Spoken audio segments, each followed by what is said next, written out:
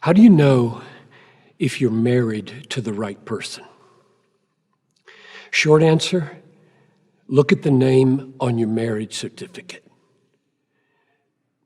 Before we marry, we think about qualifications, and some people qualify to be a spouse and some people don't. After we marry, there's one qualification, the one we're married to.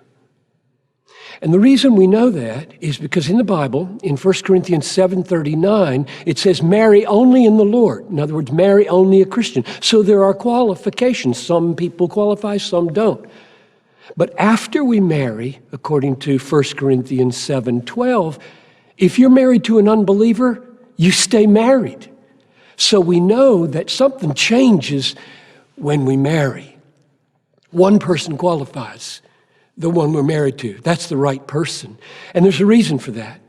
In Genesis 2:24, which is the foundational text for marriage, God said, a man leaves his mother and father, cleaves to his wife, the two become one flesh. And Jesus quotes that and then says, what God has joined together, let no man put asunder.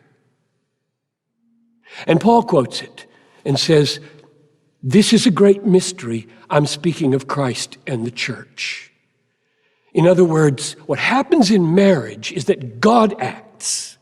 Believer, unbeliever, God acts and creates a bond that is not to be broken by man because it is a portrait, a drama of the covenant commitment between Christ and the church.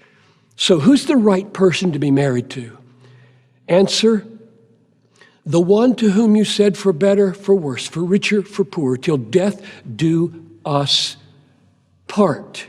Because that is the only person with whom you can demonstrate the covenant faithfulness of Christ to his church.